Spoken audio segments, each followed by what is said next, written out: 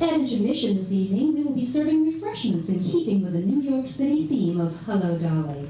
In our lobby will be Dolly's Deli, where you can buy New York-sized pretzels with mustard, steamed hot dogs with or without sauerkraut, hot buttered popcorn, homemade chocolate chip cookies, coffee, and lemonade. Please join us for refreshments and sociability in our lobby at intermission. We request that no one leave his or her seat during the show, as there is a lot of activity in the aisles in Hello, Dolly. Thank you. And now we invite you to sit back, relax, and enjoy our overture played by Paul Merrill as Leddy Center proudly presents Hello, Dolly.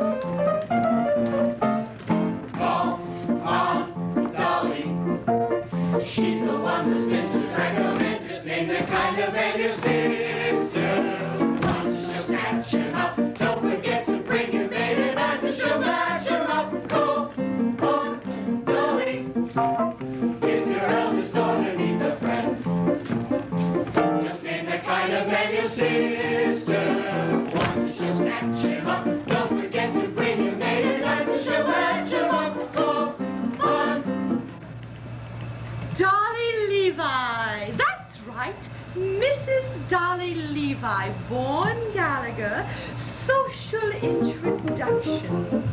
Ladies and gentlemen of excellent family, introduced under the most respectable conditions, in an atmosphere of elegance and refinement. Object, matrimony. Now, unfortunately, I won't be able to offer my usual lightning service today, as I have a previous appointment in Yonkers, New York, arranging the second marriage of the well-known Mr. Horace Van de Gelder, the well-known half-a-millionaire. As my late husband, Ephraim Levi, always said, that means he's got at least 60,000 cash. But I'll do my best to have you carried across somebody's threshold before the week is out. Now, I might also mention that I'm available for, let's see, financial consultation, instruction in the guitar and mandolin, short distance hauling, and varicose veins reduced. Call on Dolly. She's the one who's Mrs. Recommend his name and kind of met your sister. Once and she'll snatch him up. Don't forget to bring your maid, and once and she'll match him up. Call on Dolly. Mrs. Levi! Oh, Mr. Camper, the artist. You know, I'm something of an artist myself. I do those little silhouettes with scissors and black paper. Here's one of Ada Rehan looking the other way. I have to do them like that because I'm no good to noses. Mrs. Levi, the train for Yonkers leaves in 5 minutes, and if we don't get there on time... But we will, Mr. Camper. And not only will Horace Van de Gelder give you permission to marry his niece Ermengarde, but he will also dance at your wedding. And not alone either, because I happen to be engaged in finding him a suitable second wife himself, when what he really wants is someone steady to clean the house. As my late husband, Ephraim Levi, always said, marriage is a bribe to make a housekeeper think she's a householder. I know all about it, Mrs. Levi. Half New York says he's going to propose to Mrs. Irene Malloy this very afternoon. Which is exactly why I'm going to Yonkers this afternoon and can take on your case and knock off 4 lovebirds with 1 stone or whatever I'll throw. And well. What do you think of that? It seems I have nothing here to pay my train fare with, only large bills, 5s and 7s. Oh, I have some change somewhere. Oh, I only hope this isn't a wild goose chase, Mrs. Levi. And speaking of poultry, I'm also available for fresh Jersey eggs, surgical corsets reboned, ears pierced, and pierced ears replugged. Mrs. Levi! Just name the kind of man your sister wants. She'll snatch him up. Don't forget to bring your maid, and once and she'll match him up. Call on Dolly. Tell me, Mrs. Levi, what's in all this for you? A living, Mr. Kemper. Some people paint, some sew. I meddle. I have always been a woman who arranges things for the pleasure and the profit it derives. I have always been a woman who arranges things like furniture and daffodils and lights.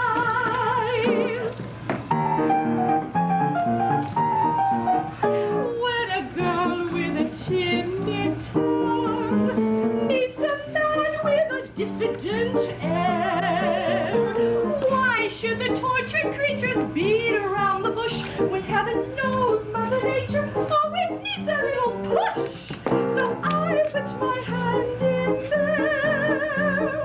I put my hand in here. And a girl over 6'3" loves a man who comes up to her ear. Surely it's obvious she'll never be seduced till some kind soul condescends to give her bow a little boost. So I put my hand in there. I put my hand in here.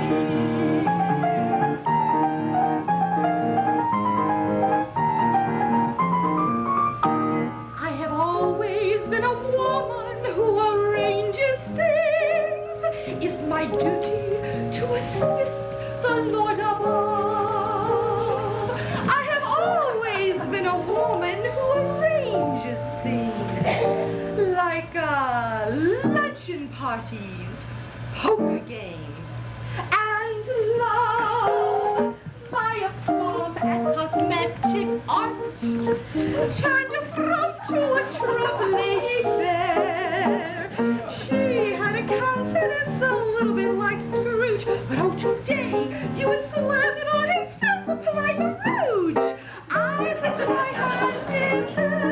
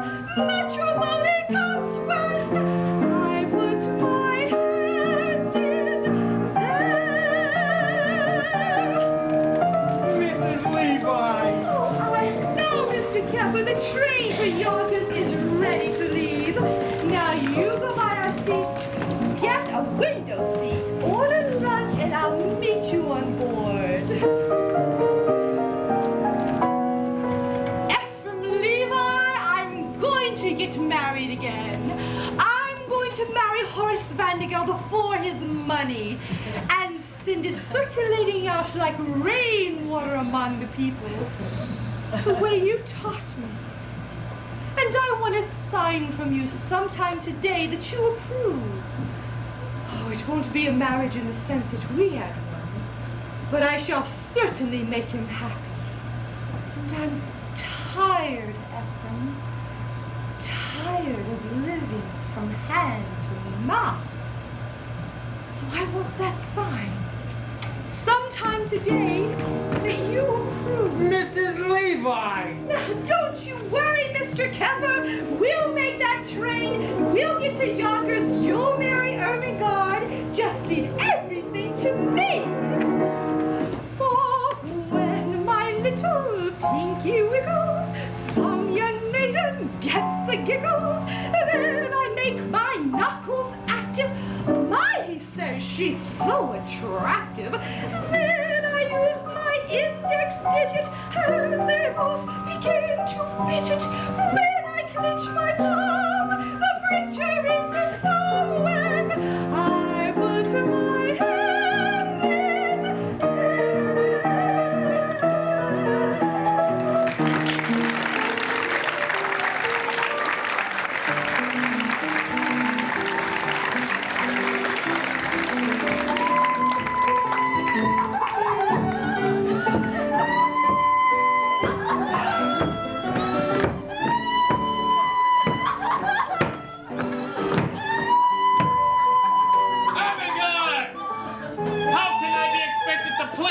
my Yonkers with all that bellowing in my ears. I can't help it, Uncle. I love Ambrose Kemper.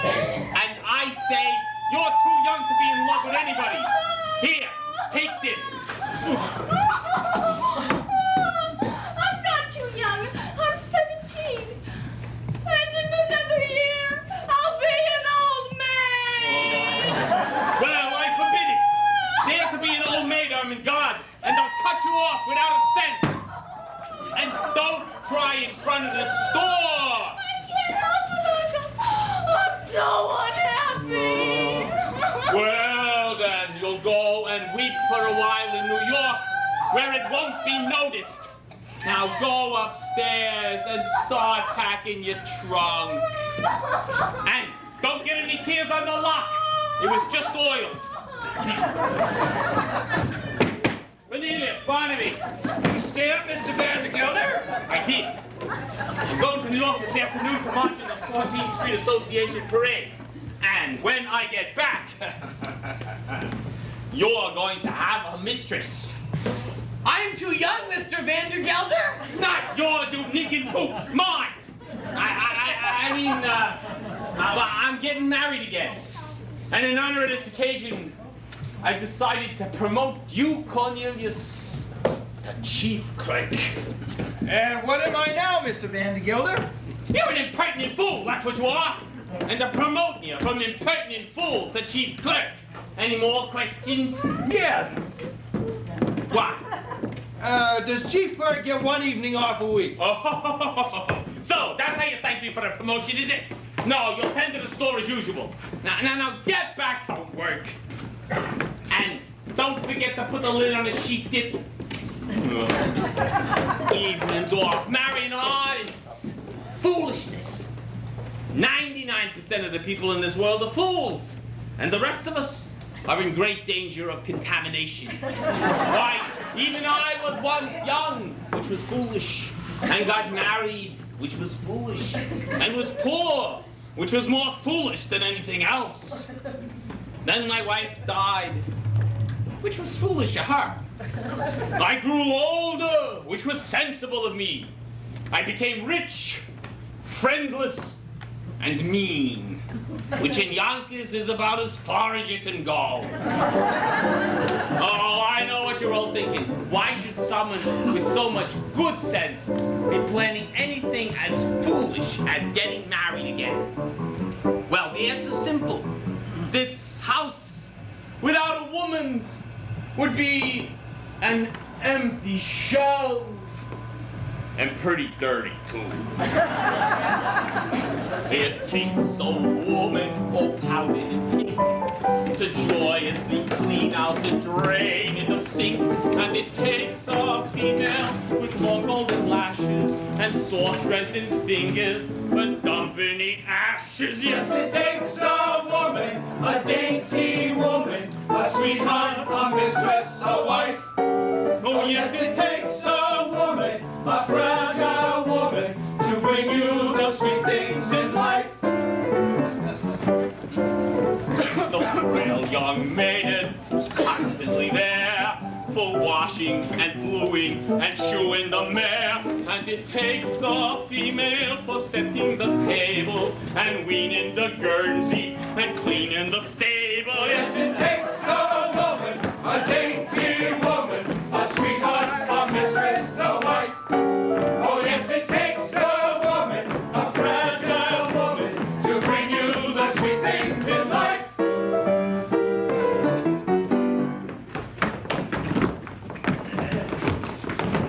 And so she'll work until infinity. Riches, good men, and dignity. Rap, F-E-M-I-T-Y. All right, all of you, get out of here.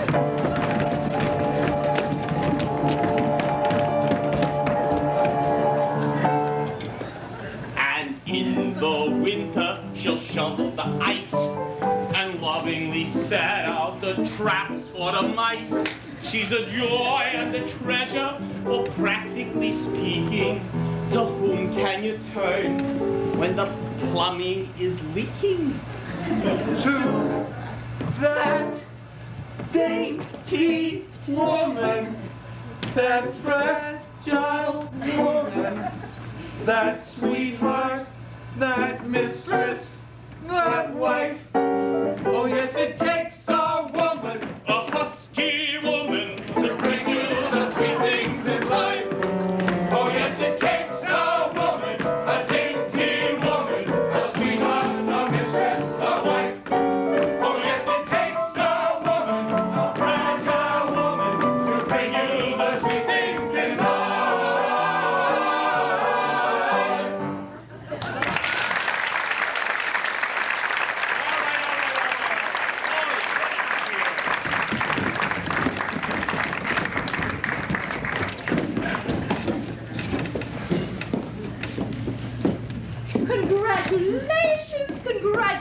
congratulations, 1,000 congratulations. What? Congratulations, Mr. Van de Gelder. All of New York is buzzing with the news that you practically proposed to Irene Malloy. Why, the streets are lined with eligible young ladies prostrate with grief. All my congratulations and sympathy. Sympathy? Oh, did I say that? No, just a word, that's all. No, I'm delighted with the happy news. After all, she wasn't easy to unload. By that, I mean, you know what people said, although I, for one, never believed the rumors. No, Rumors? What rumors? Oh, nothing to get upset about, Mr. Van de Gelder. I mean, according to all known facts, her first husband passed on quite naturally. It's just that he went so sudden. A few spoons of chowder she made special for him and... No, there's not a word of truth in it. It can happen to anyone. Just one word of advice, Mr. Van de Gelder. Eat out. Now, Miss Levi, you don't mean to say that, I mean to say nothing, Mr. Van de Gelder. Just friendly advice. Stay away from the chowder. By the way, she has ordered her wedding gown. Beautiful. You should see it. Black. Yes. All my congratulations on your forthcoming nuptials, and may you both rest in... May guardian angels watch over you both, particularly at dinner. Now look here, Mrs. Levi. You introduced me to Mrs. Malloy, and rumors or not, I intend calling on her this afternoon as arranged. Very well, Mr. Van de Gelder. Then I suppose there's nothing more for me to do but to go back to New York and tell the other girl, the heiress, not to wait. What did you say? Nothing. A word. Heiress. Particulars, Mrs. Levi. I demand particulars. Her name? Her name. Her name. Money. Ernestina Money. What a lovely name.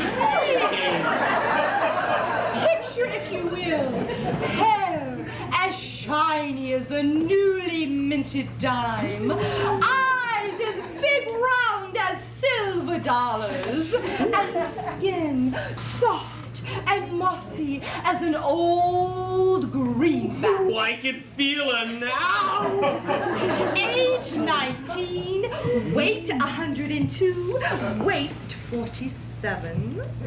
Waist 47? That's with the money belt. Now, I've arranged for you to meet this Miss Money this very afternoon. Oh, no, I can't do it this afternoon. I'm too busy. I gotta take my niece Ermengarde to New York until she forgets a certain Ambrose Kemper. I could do that for you, Mr. Van de Gelder. I know just how to handle such things. Well, and then I'm marching in the 14th Street Parade. What an amazing coincidence! Guess who's been chosen to ride the main float, the spirit of 14th Street? Miss Money. Her mother was a cash, you know. All right. I'll meet Miss Money, but I still intend on paying another call on Mrs. Malloy first. Dick, the races you make me run. Very well, then I suppose I'll meet you later this afternoon at 2:30 on that bench in front of Mrs. Malloy's hat shop as usual. Oh, yeah, but one other thing.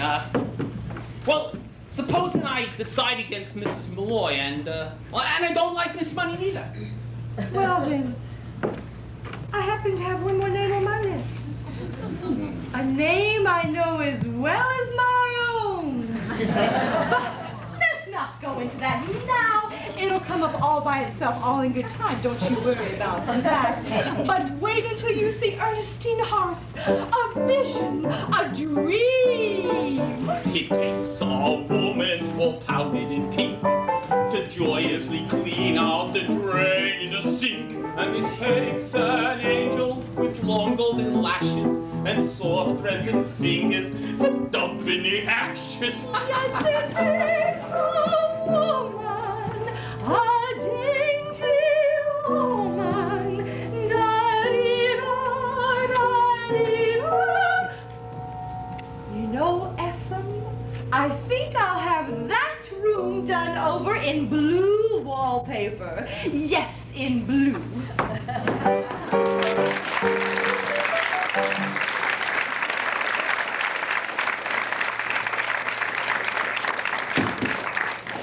Chief clerk.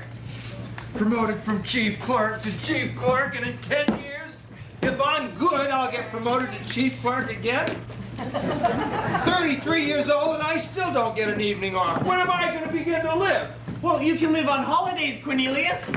Did you forget what happened last Christmas? Some of those tomato cans went bad and exploded, and you and I cleaned up the mess all afternoon. Do you call that living? No. Barnaby, you and I are going to New York. Well, do you mean close the store? Uh-huh. Oh, we can't. We'll have to. Some more rotten tomato cans are going to explode. Holy cabooses!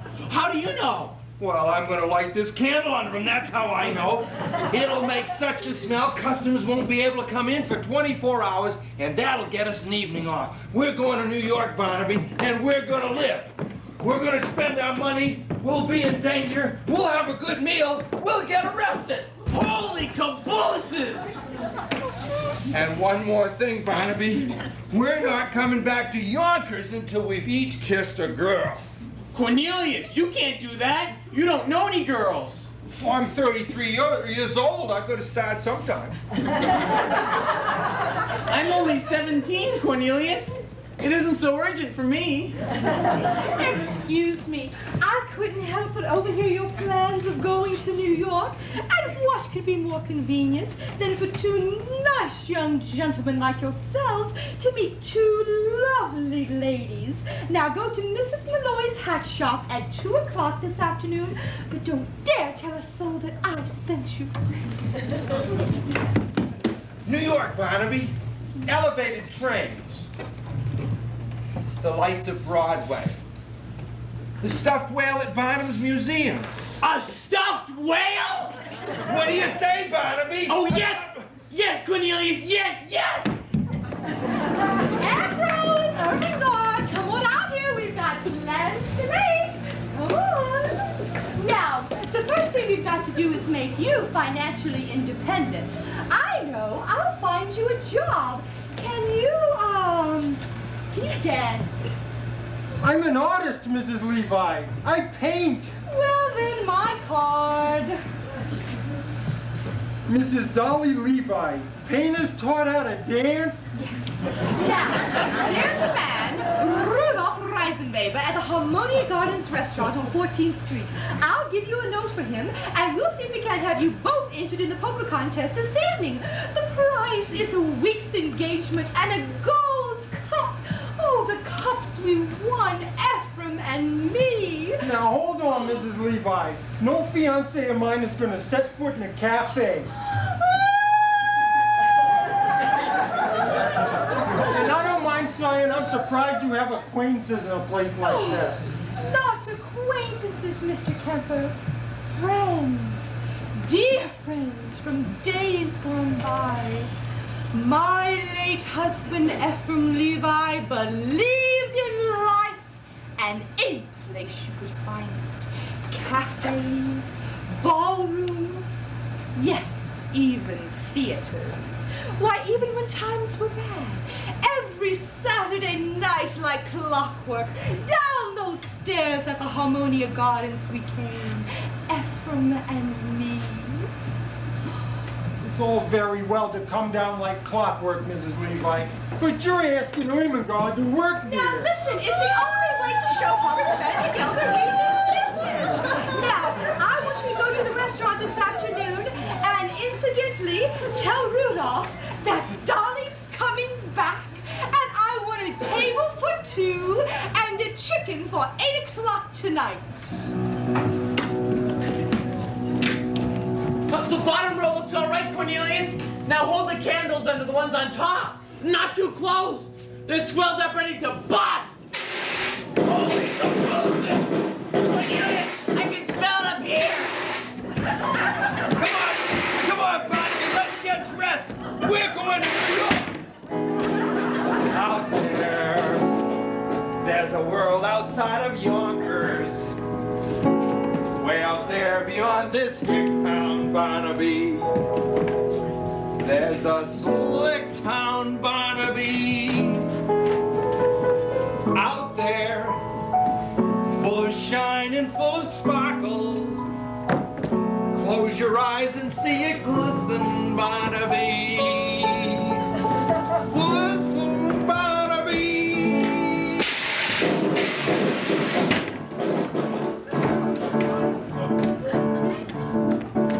Put on your Sunday clothes, there's lots of world out there. Get out the Brilliant Dean and dime cigars. We're gonna find adventure in the evening air. Girls in white in a perfume night, where the lights are bright as the stars.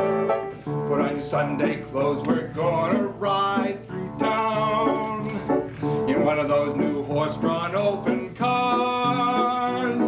We'll see the shows in Delmonico's, and we'll close the town in a whirl, and we won't come home until we've kissed a girl. Put on your Sunday clothes when you feel down and out. Straight down the street and have your picture took. Just like a dream, your spirit seemed to turn about. That Sunday shine is a certain sign that you feel as fine as you look. Beneath a parasol, it's all a smile. It makes you feel brand new down to your toes. Get out your pants, your pants and leathers, your knees and buckles and bows. For there's no blue Monday in your Sunday clothes. The lights of Broadway, Barnaby, elevated train. Holy cabooses! A stuffed whale at Barnum's Museum. Wow! Put on your Sunday clothes when you feel down and out. Straight down the street and have your picture took.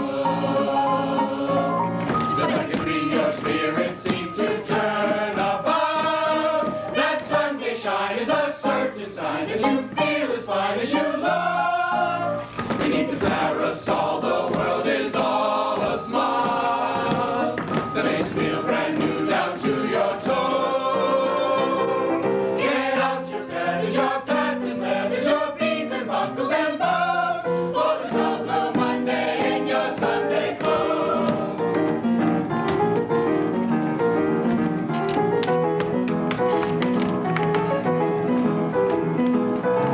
Beneath your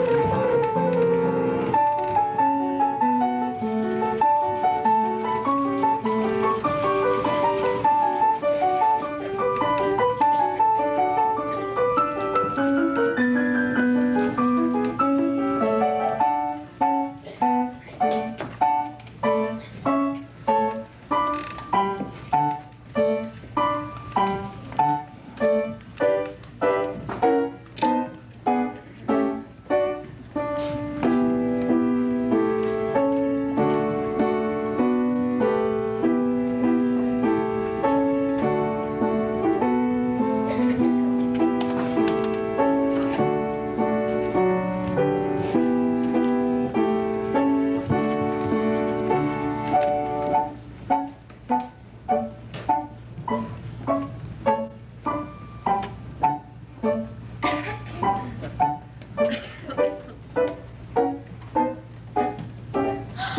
dear!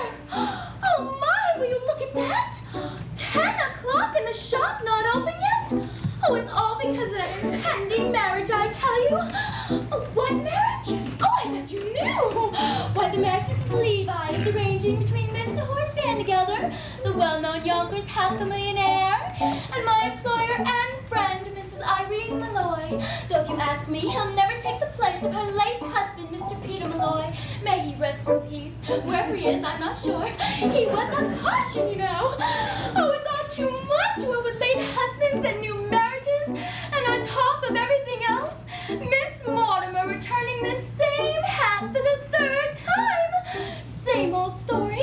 She wants more cherries and feathers, to catch a beau, I suppose. Though if you ask me, she'd do much better with a nice, heavy veil.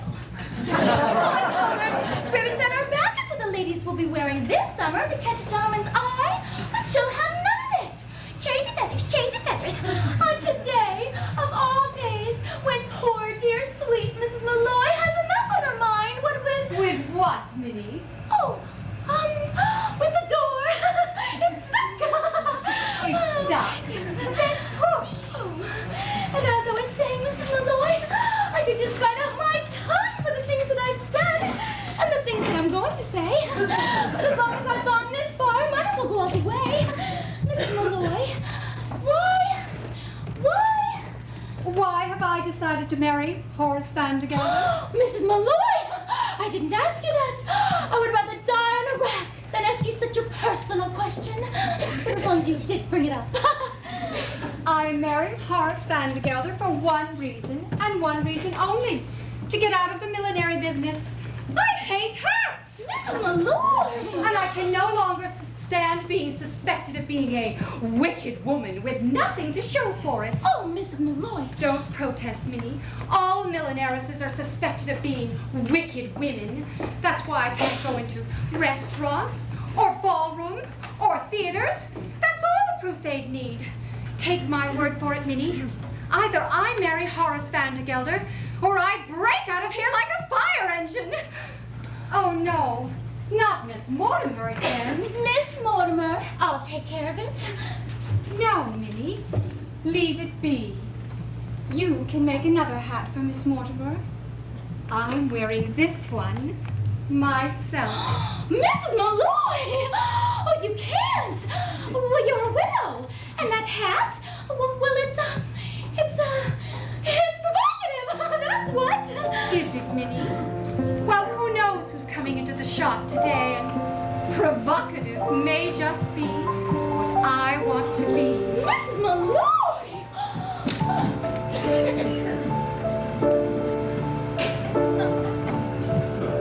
I'll be wearing ribbons down my back this summer.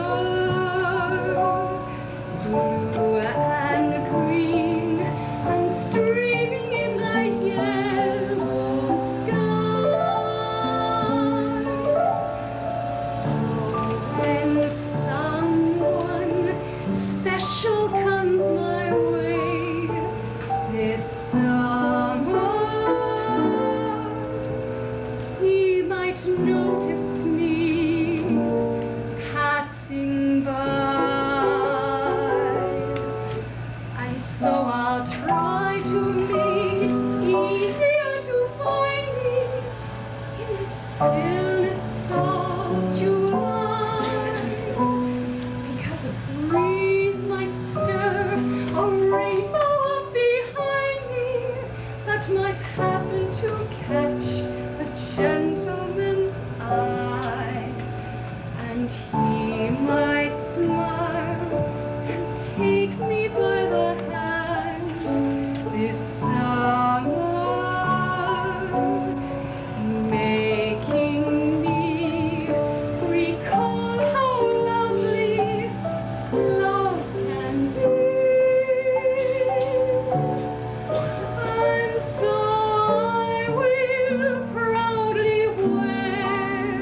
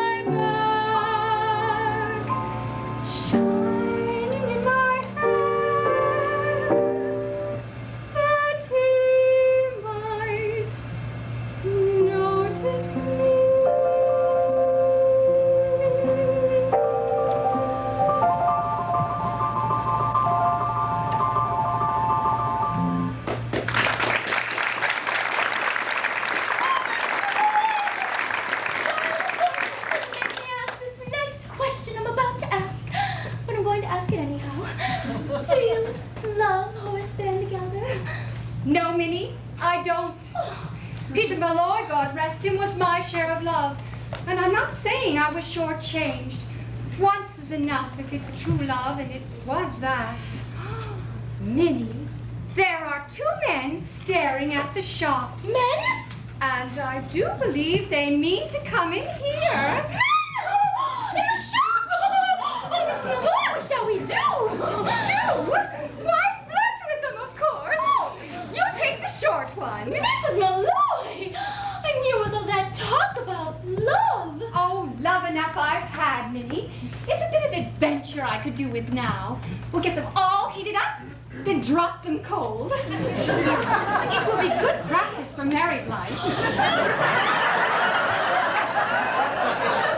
Now let's go into the workroom. I know a few things we can do to perk up our appearances. Besides, a bit of a wait will only make them nervous and easier for us to... When you say, vamp, I'll scream! There. And so I'll try to make it easier to find me in the stillness of July. Because a breeze might stir a rainbow up behind me that might happen to catch a gentleman's eye. Oh, Minnie, we'll get an adventure out of this yet! We'll get an adventure out of this yet, Barnaby. All day long we wander around New York and nothing happens. Then we come to the quietest street in the city, and all of a sudden, Vandergelder! Go look, see if he's out there. He's sitting down on that bench. Cornelius, are you sure this is an adventure? Oh, Barnaby, when you're in one, you'll know all right. How much money we got left? Not much, Cornelius. We have 40 cents for the train ride home, 30 cents for dinner, and 20 cents to see the stuffed whale. That's, $1.20. Why? Well, you see, when those ladies come out, we'll have to pretend we're customers. Customers, that's it. We'll make them think we're rich, and we won't have to spend anything. We're 2 men about town looking for hats for ladies. Good afternoon, Mrs. Malloy. Here, Cornelius Hackle. Here, Barnaby Tucker. Good afternoon, gentlemen. How might I help you? Well, you see, we're 2 ladies about town looking for hats to Malloy. Well, we're hats, you see, and we wanted to buy a lady or 2 to Malloy with us. We want a hat for a lady, of course, and everyone said to come to Mrs. Malloy's because she's so pretty. I mean, her hats are so pretty. But and so reasonable. As reasonable as under $1 will leave us enough to see the whale. Oh, you gotta pay him. You gotta pay him no mind, ma'am. You see, he's come all the way from Yonkers to see that stuffed whale. Go out and look in the street. Maybe you'll see it pass by. Cornelius! Is it big and black with mean little red eyes? Yes. It's sitting on the bench. Did you say Yonkers, Mr. Hackle? Oh, yes, ma'am, Yonkers. And pardon my saying so, but you should see Yonkers. By that, I mean maybe Mr. Malloy would like to see Yonkers, too. Oh, I'm a widow, Mr. Hackle. You are? Barnaby, she's a widow. Oh, that's too bad. I mean, Mr. Malloy would have enjoyed Yonkers, especially in that hat. On you, of course, not him. May he rest in peace. Mrs. Malloy, if you should ever want to see Yonkers on a Sunday afternoon, I'd be willing to show it to you from top to bottom. Well, Mr. Hackle, I might be there sooner than you think. Oh, really? You see, I know someone in Yonkers. You do? Perhaps you know him. Or perhaps we do. Although it's usually very foolish to ask in cases like that. It's a Mr. Vandergelder. Horace Vandergelder? Oh, Vandergelder's hay and feed? Yes, do you know him? No! Oh, no! He's a very substantial man, and well-liked, they tell me. He's a lovely man. Has only one fault as far as I know. He's hard as nails. Cornelius, I think... Friend would Look out! Begging your pardon, What Mr. are you Malloy. doing? Mr. Hackle? We'll explain later. I must ask you to get up. Good. Mr. Vandergelder. Good afternoon, Mrs. Malloy. I don't suppose Mrs. Levi is here, is she? She was supposed to meet me on that bench 10 minutes ago. Well, she could just go looking for me if she comes. When I make an appointment, I like people to be on time. Oh, here's a present for you. Chocolate-covered peanuts, unshelled. That's the expensive kind. Didn't I just see you talking with two men here? Men? What would men be doing in a ladies' hat shop? Mr. Vandergelder, come see my workroom. I'm anxious for you to see it. I saw it last week. Oh, so you did. Mr. Vandergelder, what's new in the hay and feed business? I understand you have 3 friends, all hard as nails. Yonkers. I understand it's a beautiful city. Oh, and who's been telling you about Yonkers, may I ask? Nobody. A friend. A friend? You see, he? A customer, Mr. Vandergelder. Someone quite well-to-do. He was in here buying hats for ladies. Perhaps you know him, although it's usually very silly to ask in cases like that. It's a Mr. Cornelius Hackle. Hackle? Did you say Cornelius Hackle? Yes, do you know him? He happens to be my chief clerk, that's all. Mrs. Malloy, I demand an explanation. And I'm going to give it to you. Why shouldn't she know Cornelius Hackle? Everybody in New York knows Cornelius Hackle. Why, he's here at the opera, in all the fashionable homes. Why, he's even at the Harmonia Gardens restaurant 3 times a week. Impossible! He's only got $146.35, and I keep it in my own safe. Mr. Vandergelder, you are killing me. He is one of the Hackles. They built the canal. What canal? The Panama.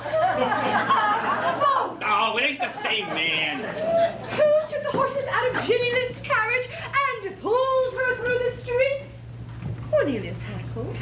And who dressed up as a waiter at the 5th Avenue Hotel and dropped an oyster down Mrs. Astor's? Oh, I can't say it, but it was Cornelius.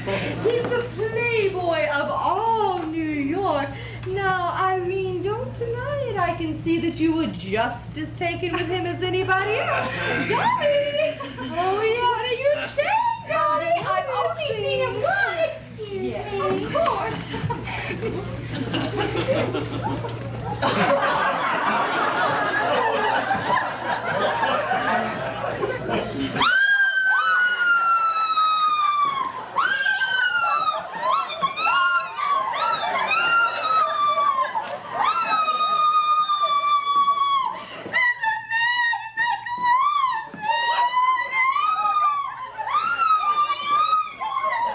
Mrs. Levi, if there's a man in that... No, Mr. Vandergelder, you can't. It's too dangerous.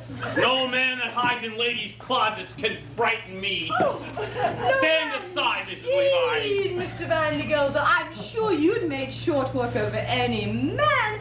Why, when I see those muscles rippling back your collar, ripple. For the last time, Mrs. Levi, will you stand aside? Stand, indeed, Mr. Vandergelder.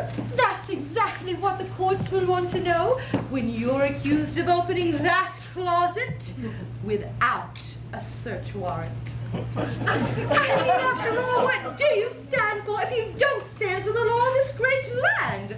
I know what I stand for. I stand for motherhood, America, and a hot lunch for orphans. Take off your hats, sir. Betsy Ross's flag is passing. Do you see him? On here, let's Gettysburg. Neath that great triumphal arch. If you see him as he's marching through the grates of wrath, stand up and march, march, march. Has this not affected you, sir? I came here at 14 years of age, a young immigrant girl from a land that oppressed my people, and I must echo here today the words of that great and patriotic American, Moses. I stand for America and a hot lunch for all.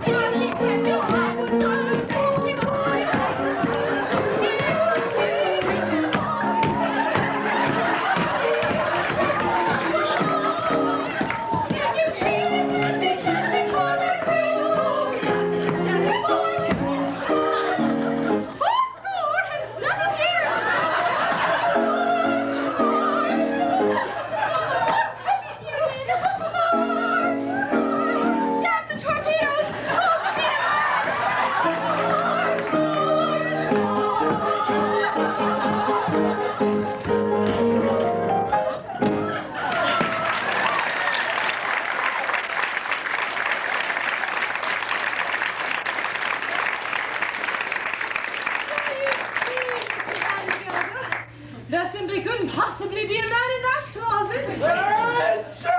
God bless you. Mrs. Malloy! All right, Mr. Vandergelder. There is a man in that closet. Aha! There's also another underneath that table. There also happens to be a perfectly simple explanation. But for the present, good afternoon. Good Lord, the whole room's crawling with men. I'll never get over it. Oh, I take it then I'll see you later this afternoon, Mr. Vandergelder. You certainly will, Mrs. Levi, with a certain young lady on the main float of the parade. Good afternoon, Mrs. Malloy.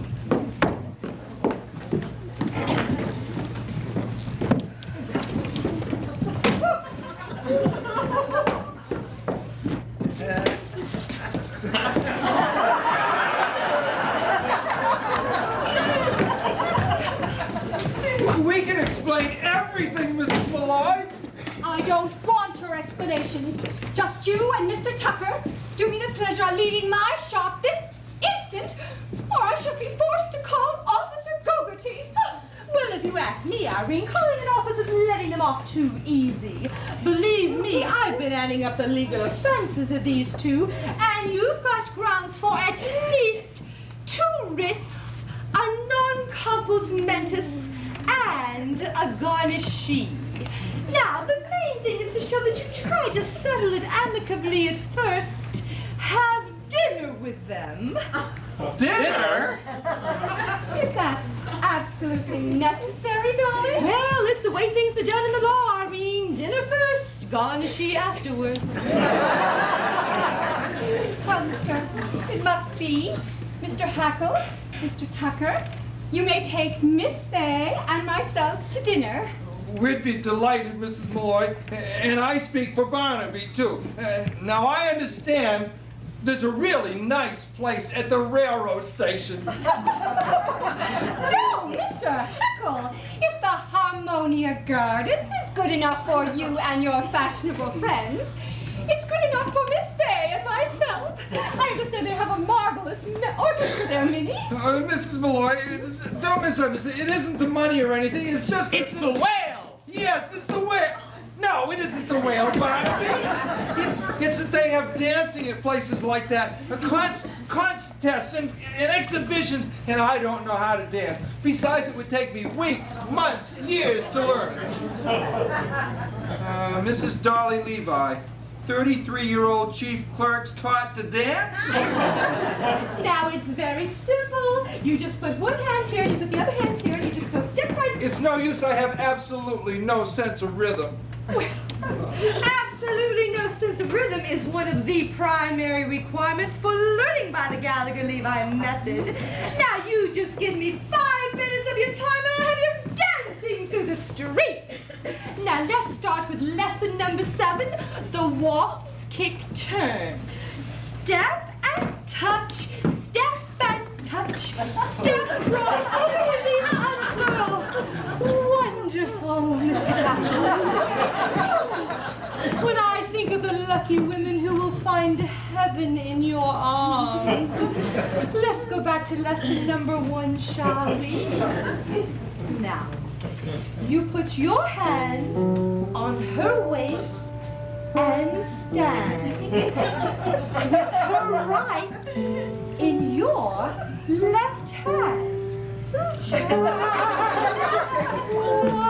2, 3, 1, 2, 3, 1, 2, 3. Look! I'm dancing! Well, of course you were, Mr. Hackle. I was. Yes, you were. Oh. Take someone whose arms you're in. Hold on to her tight and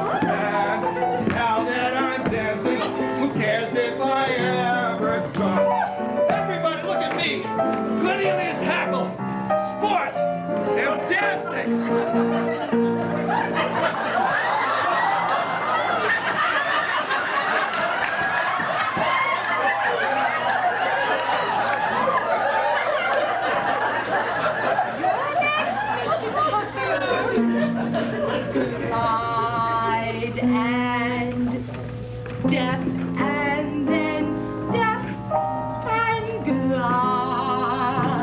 And everyone stand aside! Look, everyone! He's dancing!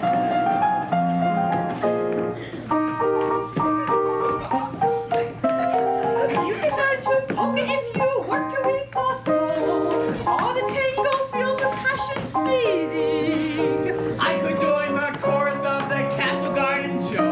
What do you do, Mr. Tucker? Keep breathing. My heart is about to burst.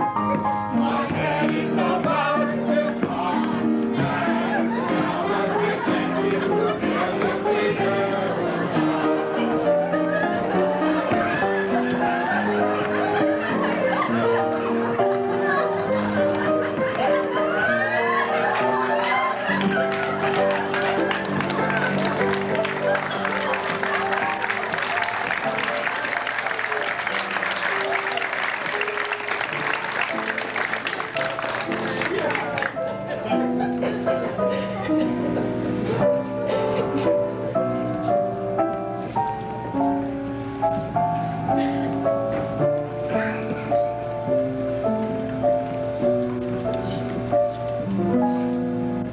When there's someone you hardly know, but would like to be closer to, remember that he can be near to you while you're dancing. Though you've only just said hello, you're sure that he's someone who can make all your daydreams appear to you while you're dancing. Make the music weave a spell while away over reeds. Things look somehow twice as well when you're slightly blurry. As around and around you go, your spirits will hit the top. And now that we're dancing, who cares if we ever stop? 1, 2, 3, 1, 2, 3, 1, 2. And now that we're dancing, who cares if we ever stop?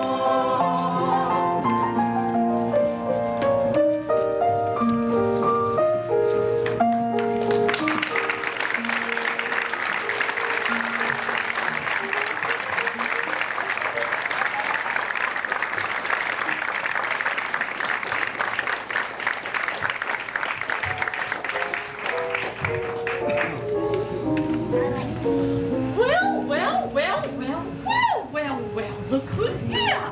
Mrs. Levi. How are you, Mrs. Levi? How are you, Mrs. Rose? I'm the same. Pains in my side, aches in my back, stabs in my liver. I'm fine. My daughter Fanny got married, you know. Did she? A year ago, last September. It's been a long time since you lived here, Mrs. Levi. Such a very long time.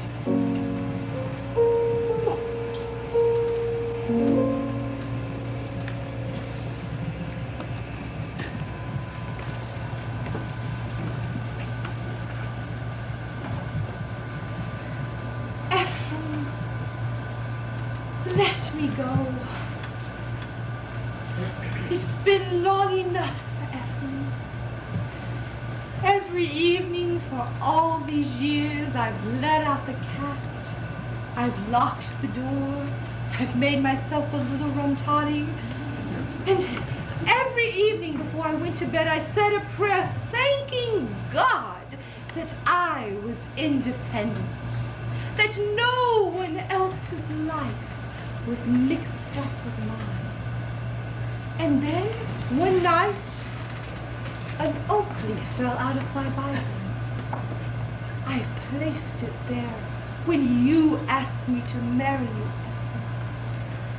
It was a perfectly good oak leaf, but without life and without color. And I suddenly realized that I was like that leaf. It had been years since I had shed one tear. I had been filled with wonderful hope that something or other would turn out well. And so, I've decided to rejoin the human race. And I want you to give me away. Before the parade passes by, I've got to get it stuff while there's still time left. Before the parade passes by.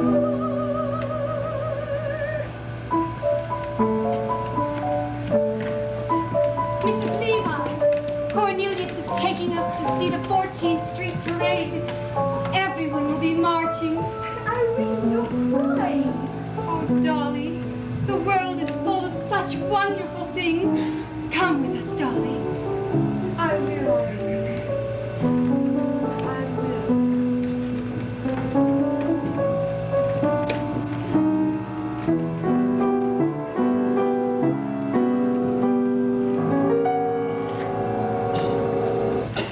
Before the parade passes by, I've got to go and taste Saturday's highlight. Before the parade passes by, I've got to get some life back into my life. I'm ready to move out in front. I've had enough of just passing by life with the rest of them, with the best of them. I can hold my head up high. I need a goal again. I need a drive again. I want to feel my heart coming alive again before the parade passes by. Look at the crowd up ahead. Listen and hear that grass harmony growing. Look at the crowd up ahead. Pardon me if my low spirit is showing. All of those lights over there seem to be telling me where I'm going. When the whistles blow and the cymbals crash and the sparklers light the sky,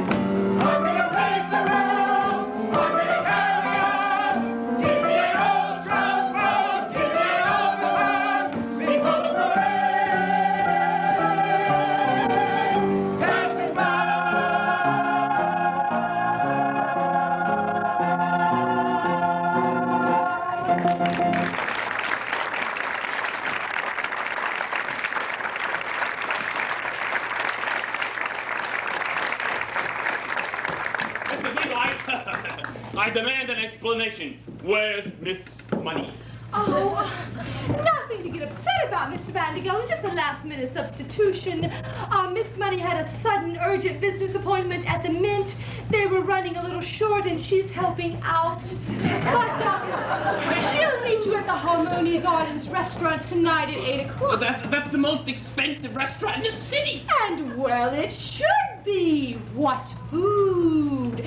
And the fastest waiters in all New York. By the way, I may be just a little late, so she'll meet you out in front of the restaurant. Wait till you see her house, all in buttercup yellow, with baby pink feathers, whistling an old-fashioned tune, Sweet Rosie O'Grady. You couldn't miss her if you tried. All right. I'll meet Miss Money as arranged, but only because I already paid for the introduction. But from this point on, Dolly, you are hereby discharged as my marriage broker. You understand that? From now on, Dolly Gallagher, you're just a woman like anyone else.